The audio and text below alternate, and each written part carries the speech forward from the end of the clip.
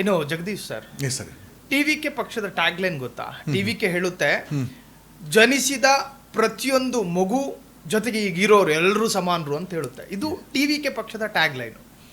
ಈಗ ನಿಮ್ಮದು ಹೊಸ ಪಕ್ಷ, ಯಂಗ್ಸ್ಟರ್ ಪಕ್ಷ, ಆ ಪಕ್ಷದ ಟ್ಯಾಗ್ಲೈನ್ ಏನು, ಜೊತೆಗೆ ಪ್ರಣಾಳಿಕೆ ಏನು ಸರ್? ಸರ್, ಈಗ ಟ್ಯಾಗ್ಲೈನ್ ಅಂತ ನಾವು ಸದ್ಯಕ್ಕೆ ಇಂಥ ಟ್ಯಾಗ್ಲೈನೇ ಇಟ್ಕೊಂಡು ಹೋಗ್ತೀವಿ ಅಂತ ಹೇಳೋಕ್ಕಾಗಲ್ಲ. ಕರ್ನಾಟಕವನ್ನು, ಭಾರತವನ್ನು ಬೇಡ, ಭಾರತ ಬೇಡ ನಮ್ಮ ವಿಚಾರಕ್ಕೆ. Will only stick on to ಕರ್ನಾಟಕವನ್ನು ಕಳೆದ 30-40 ವರ್ಷದಲ್ಲಿ ಟಿಲ್ 90s ಸ್ಟೇಟ್ಸ್ಮೆನ್ಸ್ ಬರ್ತಾ ಇದ್ರು. ಅಂದರೆ ಆ ರಾಜಕೀಯಕ್ಕೆ ಒಂದು ಬೆಲೆ ಅಂತ ಇತ್ತು. ಶಾಂತವೇರಿ ಗೋಪಾಲ್ ಗೌಡ್ರು ಆಗಿರ್ಬೋದು, ಪ್ರೊಫೆಸರ್ ನಂಜುಂಡ ಸ್ವಾಮಿಗಳಾಗಿರ್ಬೋದು. We have seen lot many people who are worked for society. But ಇವತ್ತಿನ ರಾಜಕಾರಣಿಗಳು ಲೂಟಿ ರಾಜಕಾರಣಿಗಳಾಗ್ಬಿಟ್ಟಿದ್ದಾರೆ, ಮಾಫಿಯಾ ರಾಜಕಾರಣಿಗಳಾಗ್ಬಿಟ್ಟಿದ್ದಾರೆ.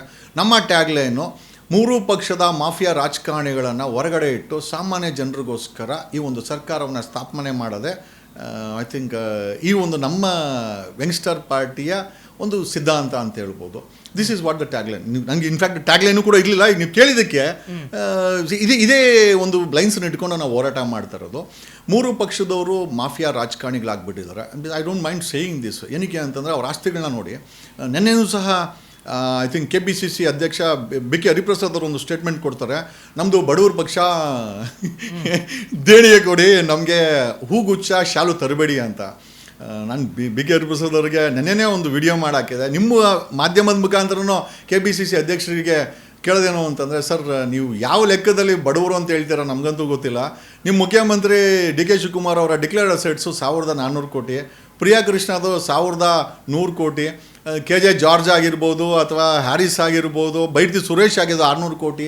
ಸರ್, ಈ ಥರ ಸಾವಿರಾರು ಕೋಟಿ ಡಿಕ್ಲೇರ್ ಮಾಡಿರೋವಂಥವ್ರು. ಆಮೇಲೆ ಮೋರ್ ದ್ಯಾನ್ 19 MLAs 2023 ಗೆದ್ದಂಥ ಕಾಂಗ್ರೆಸ್ MLAಗಳು ಅವರ ಆಸ್ತಿ 100 ಕೋಟಿ ದಾಟಿದೆ. ಅವರ ಪಕ್ಷದ total collected assets it has cross 500 crores. ಅವ್ರ ಸ್ವಂತ ಇದೇ BK ಹರಿಪ್ರಸಾದ್ ಅವರ 2020 MLC ಡಿಕ್ಲೇರ್ಡ್ ಅಸೆಟ್ಸು 16 ಕೋಟಿ ಇದೆ. ಇವ್ರು ನೋಡಿದ್ರೆ ಬಡವ್ರ ಪಕ್ಷ ಅಂತ ಹೇಳ್ತಾರೆ. ಇದನ್ನು ಕಾಗೆ ಹಾರಿಸ್ತಾ ಇದ್ದಾರಾ? 78-79 ವರ್ಷದಿಂದ ಪೋಸ್ಟ್ ಸ್ವತಂತ್ರದ ಆಡಳಿತದಲ್ಲಿ ಅತಿ ಹೆಚ್ಚಿನ ಸಮಯ ಭಾರತದ ಆಡಳಿತ ಮಾಡಿದಂಥ ಕಾಂಗ್ರೆಸ್ ಪಕ್ಷ ಇವತ್ತು ಕೂಡ ನಾವು ಬಡವರು ಕಾಸು ಕೊಡಿ ಅಂತಂದರೆ ಈ ಸಾವಿರಾರು ಕೋಟಿ ಡಿಕ್ಲೇರ್ ಮಾಡಿರೋದೆಲ್ಲ ಏನಕ್ಕೋಸ್ಕರನ? ಕಾಗೆ ಹಾರಿಸೋಕ್ಕೋಸ್ಕರನ ಅಥವಾ ಸುಳ್ಳು ಹೇಳ್ತಾ ಇದ್ದಾರೆ BK ಹರಿಪ್ರಸಾದ್? ಅಥವಾ ಮುಂಚೆ ಇದನ್ನೇ 2 ಪ್ರಶ್ನೆ ಇದೆ ನನಗೆ. ಹರಿಪ್ರಸಾದ್ ನೀವು ಒಂದು ಸ್ವಲ್ಪ ನಮಗೆ ಕ್ಲಾರಿಟಿ ಕೊಡಬೇಕು. DK ಶಿವಕುಮಾರ್ ಅಧ್ಯಕ್ಷರಾಗಿದ್ದರು, ಈಗ CM ಆಗಿದ್ದಾರೆ, ಅದಕ್ಕೆ ರಾಜೀನಾಮೆ ಕೊಟ್ಟಿದ್ದಾರೆ, ನೀವು ಅಧ್ಯಕ್ಷರಾಗಿದ್ದೀರಾ, ಏನು KPCC ಖಜಾನೆ ಏನಾದರೂ ತೊಳೆದು ಗೆಲ್ಬಿಟ್ಟು ಹೋಗ್ಬಿಟ್ರಾ ವಿನಯ್ ಜೊತೆ ಸೇರ್ಕೊಂಡು ಅಂತ? ಇದು ಒಂದು ಪ್ರಶ್ನೆ ಇದೆ. ಬಿಕಾಸ್ ಈಸ್ ಆಸ್ಕಿಂಗ್ ಮನಿ. ಅಲ್ಲ ಸರ್, ನಿಜವಾಗ್ಲೇ ಹೇಳ್ತೀನಿ, ನಮ್ಮ ಪ್ರಶ್ನೆ ಏನಪ್ಪ ಅಂತಂದರೆ, ಇಷ್ಟು ವರ್ಷ ಆಡಳಿತ ಮಾಡೋ ಸಾವಿರಾರು ಕೋಟಿ ಡಿಕ್ಲೇರ್ ಮಾಡ್ಕೊಂಡ್ರೆ ಇವತ್ತು ಕೂಡ ಜನರ ಹತ್ರ ಕಾಸು ಕೇಳ್ತಾರೆ ಅಂತಂದರೆ ನಿಜವಾಗ್ಲೂ ನೈತಿಕ ಮೌಲ್ಯಗಳು ಈ ರಾಜಕೀಯದಲ್ಲಿ ಉಳಿದಿದೆಯಾ?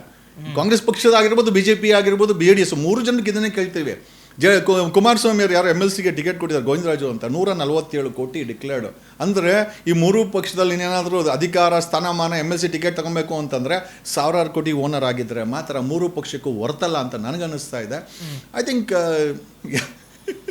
ಸರ್, ನಾನು ಈಗೊಂದು ಪ್ರಶ್ನೆ ಕೇಳ್ತೀನಿ, ಅನ್ಯಥಾ ಭಾವಿಸ್ಬೇಡಿ. ಕರ್ನಾಟಕದಲ್ಲಿ ಅನೇಕ ಪಕ್ಷಗಳು ಹುಟ್ಕೊಂಡ್ವು ಸರ್. ಕೆಲವೊಂದು ಕಣ್ಮರೆ ಆಯಿತು, ಕೆಲವೊಂದು ಅಸ್ತಿತ್ವವನ್ನು ಗಳಿಸ್ಕೋತು, ಇನ್ನೂ ಕೆಲವೊಂದು ಪಕ್ಷಗಳು ಅಸ್ತಿತ್ವದ ಉಳಿವಿಗಾಗಿ ಹೋರಾಟ ಮಾಡ್ತಾ ಇದೆ, JDS ಹೊರತಲ್ಲ ಅದರಲ್ಲಿ.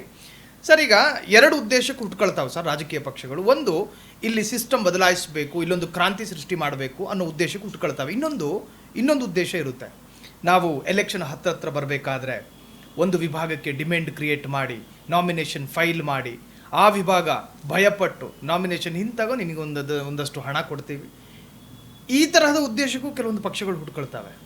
ವಿಜಯ್ ಹೇಳ್ತಾರೆ ಸರ್, ಒಂದು ಕಡೆ ನನ್ನ ಪಕ್ಷದ ಒಬ್ಬ MLA ನಿಮಗೆ ಥ್ರೆಟ್ ಅನ್ನೋ ಥರ ಕಂಡು ಬಂದರೆ ಅವನ್ನ ಕಾಲರ್ ಪಟ್ಟಿ ಹಿಡಿದು ಪಕ್ಷದಿಂದ ಹೊರಗಾಗ್ತೀನಿ. ವಿಜಯ್ ಕೊಡೋ ಸೆಕ್ಯೂರಿಟಿ ಭರವಸೆ. ಸೊ ನೀವು ನಿಮ್ಮ ಪಕ್ಷ ಅಂದರೆ ನಿಮ್ಮನ್ನು ನಂಬಬೇಕು, ಜನ ನಂಬಬೇಕು ಅಂದರೆ ನಿಮ್ಮಲ್ಲೊಂದು ಭದ್ರತೆಯ ಲಕ್ಷಣಗಳು ಬೇಕಲ್ಲ ಸರ್. ನೀವು ಕಾನ್ಫಿಡೆನ್ಸ್ ಆಗಿ ಹೇಳ್ಬೋದಾ ಸರ್, ನಾಳೆ ದಿನ ಲೋಕಲ್ ಬಾಡಿ ಎಲೆಕ್ಷನ್ ಆಗಲಿ, ಅಸೆಂಬ್ಲಿ ಎಲೆಕ್ಷನ್ ಆಗಲಿ, MP ಎಲೆಕ್ಷನ್ ಆಗಲಿ, ನನ್ನ ಕ್ಯಾಂಡಿಡೇಟ್ನ ನಿಲ್ಲಿಸ್ಬಿಟ್ಟು ನಾನು ನಾಮಪತ್ರ ವಾಪಸ್ ತಗೊಳ್ಳಲ್ಲ?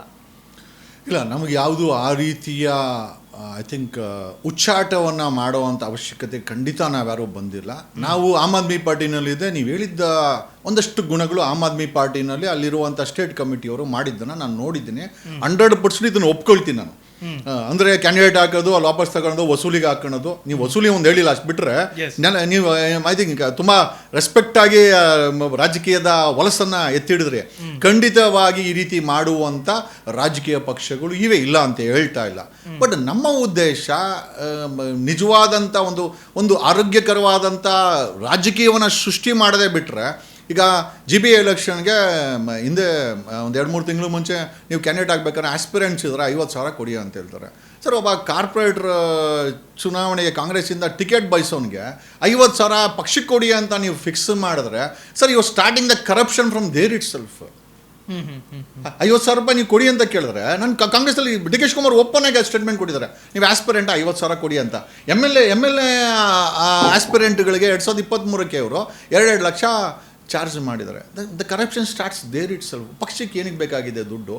ಆಮೇಲೆ ಎರಡನೇದಾಗಿ ನೀವು ಹೇಳಿದಾಗೆ 180ಕ್ಕೂ ಹೆಚ್ಚು ರಿಜಿಸ್ಟರ್ಡ್ ಪಕ್ಷಗಳಿದೆ. ನನಗೆ 2019ರಲ್ಲಿ ನಾನು MP ಚುನಾವಣೆ ನಿಂತ್ಕೊಂಡು ಅಲ್ಲೊಂದು 8,500 ವೋಟ್ ತಗೊಂಡೆ. ನನಗೂ ಅವತ್ತೇ ಗೊತ್ತಾಗಿದ್ದು, ನಮ್ಮಲ್ಲಿ ಯಾವುದೂ ರೋಲ್ ಕಾಲ್ ಮಾಡೋಕ್ಕೋಸ್ಕರ ಆಗಿರ್ಬೋದು, ಅಥವಾ 3 ಪಕ್ಷದಲ್ಲಿ ಯಾವುದೋ ಒಂದು ಪಂಗಡಕ್ಕೆ ಹೆಲ್ಪ್ ಮಾಡೋಕ್ಕೆ, ನಾನು ಹೇಳೋದಲ್ಲ, ನಾನು ಒಕ್ಕಲಿಗ ಅಂತಲೂ ಕೂಡ ಹೇಳೋಕ್ಕೋಗಲ್ಲ. ನಾನೊಂದು ಜಾತಿಗೋಸ್ಕರ ಇಲ್ಲಿ ನಾಯಕ ಆಗಿರೋದು. ಒಂದು ಸಾಮಾನ್ಯ ಜನರು, ಬಡವರು, ನಿರ್ಗತಿಕರು ಮತ್ತು ಧ್ವನಿ ಇಲ್ಲದಂಥ ಸೆಗ್ಮೆಂಟು ಒಂದು 90% ಇದೆ. I wanted to represent that community. ಅಲ್ಲಿ ಎಲ್ಲ ಜಾತಿಯವರು ಇದ್ದಾರೆ, ಎಲ್ಲ ಧರ್ಮದವರು ಇದ್ದಾರೆ. ನಾವು ನೀವು ಹೇಳಿದಾಗೆ ಬಿ ಫಾರಮ್ ಕೊಡೋದು, ಕ್ಯಾಂಡಿಡೇಟ್ ಹಾಕೋದು, ವಸೂಲಿ ಹಾಕೋದು, ವಿಡ್ರಾ ಮಾಡೋದು, ಯಾರಿಗೋ ಬಕೆಟ್ ಹಿಡಿಯೋದು, ಯಾರಿಗೋ ಸಪೋರ್ಟ್ ಮಾಡೋದು, ಖಂಡಿತ ಆ ರೀತಿಯ ಮನಸ್ಥಿತಿ ಇದ್ದರೆ ನಾನು ಖಂಡಿತ ಇದಕ್ಕೆ ಬರ್ತಾನೆ ಇರಲಿಲ್ಲ. ಆ ರೀತಿ ಮುಂದಿನ ದಿನಗಳಾದರೆ ನಿಮ್ಮ ವೇದಿಕೆಗಳಲ್ಲೇ ನೀವು ಪ್ರಶ್ನೆ ಮಾಡ್ಬೋದು, ನಮ್ಮನ್ನು ಕೂಡ ಕಾಲರ್ ಪಟ್ಟಿ ಹಿಡ್ಕೊಂಡು ಕೇಳ್ಬೋದು. ನೀವೆಲ್ಲ we are accountable for media and people.